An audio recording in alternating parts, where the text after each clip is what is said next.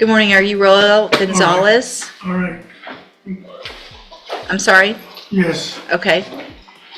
This is 25 DCCR 0226. Mr. Gonzalez is charged with burglary of a building. And I'm going to take judicial notice of the court's file.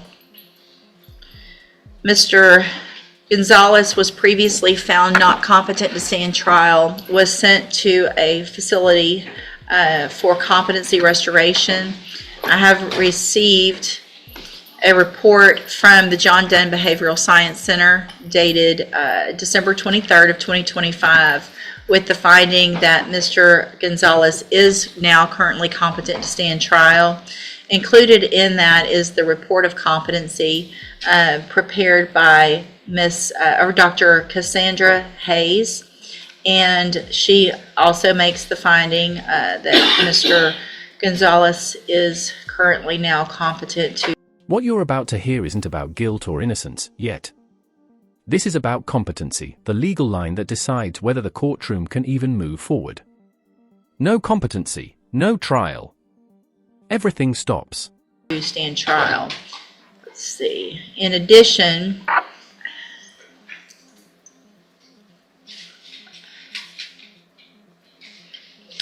I received from Dr. Gabe, Dr. Maline Gabe, a letter indicating medications and treatment that also took place. Her finding and opinion is also that Mr. Gonzalez is now competent to stand trial. Is there any other evidence with regard to competency? No, Judge, nothing. Nothing to state, Judge. And so I will at this time, based on that information and those reports, find that Mr. Gonzalez is now competent to stand trial. What is the announcement? Judge, I received a report, of course, during the holidays a couple weeks ago. I did go out and visit with Mr. Gonzalez to find that our communication was definitely a lot better than previously. I do need a little additional time. I've talked with the state about whether there's going to be any new offers or anything, which he did convey an offer to me that I need to really sit down with Mr. Gonzalez. Take some time.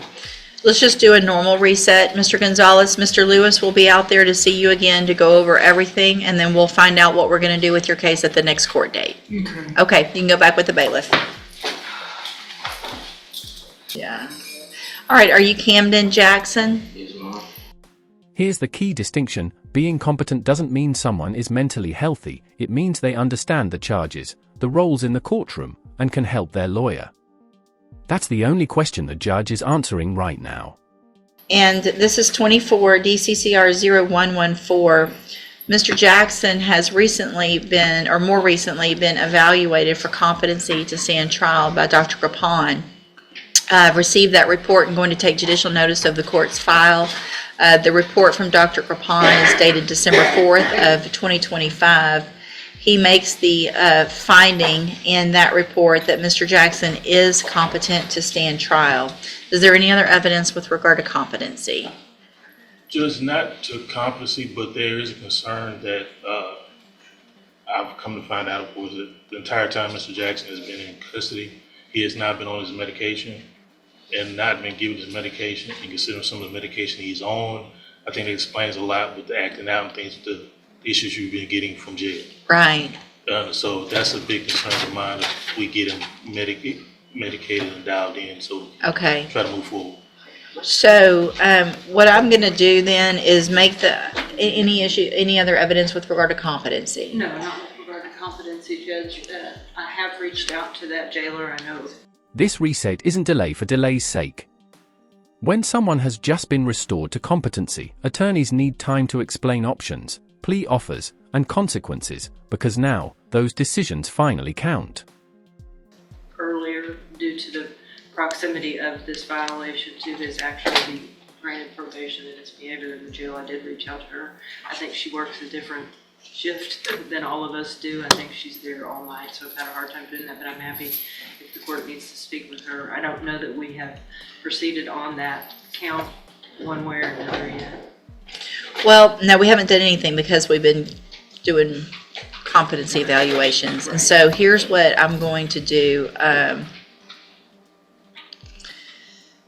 I am going to make the finding based on that report that Mr. Jackson is competent. If you'll make a notation and put it on my desk, I'll contact the jail to find out what they need as far as having him evaluated through their medical staff for any medication. And then we'll see if that will help, and then we'll reset it.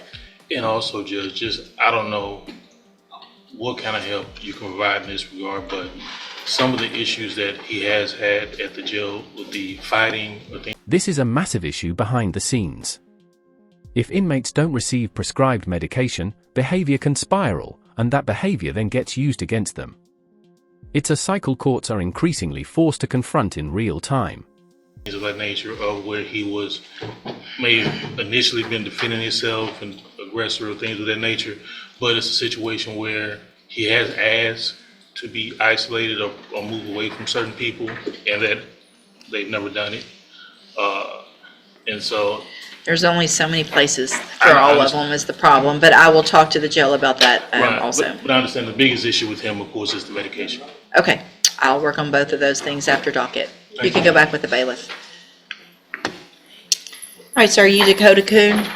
And this is 23 DCCR 0968. Mr. Coon has a motion to revoke his probation, on probation for attempt to commit assault a family member by impeding breath or circulation. One of the a couple of the allegations have to do in that motion to revoke with the possession of controlled substance out of Chambers County. Right.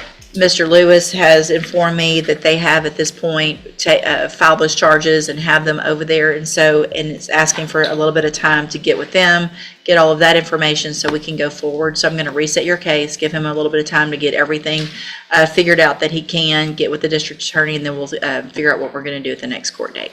All right, you can go back with the bailiff. Good morning. Are you Michael Murillo? Yes, ma'am. And Mr. Murillo? Watch what the judge does here. This goes beyond ruling. She's coordinating with the jail, medical staff, and defense to stabilize the situation.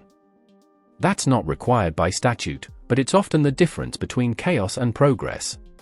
Murillo has 6 cases, cause numbers 25 DCCR 0377, charged with fraudulent use or possession of a credit or debit card, 25 DCCR 0378, burglary of a building, 25 DCCR 1078, burglary of a building, 25 DCCR 1079, burglary of a building, 25 DCCR 1516, burglary of a building, and 25 DCCR 1517, possession of a controlled substance. Mr. Lewis, what is the announcement? Judge, this defendant here was one that I don't know if he was previously on bond, but he entered a rehab facility and then turned himself in once he was released from there. Recently, we completed a program. I did reach out to Mr. Hoffire about this, trying to get a resolution, see if we can come to some type of resolution. Mr. Nichols did give me an offer this morning in regards to that, and I talked to Mr. Murillo about it.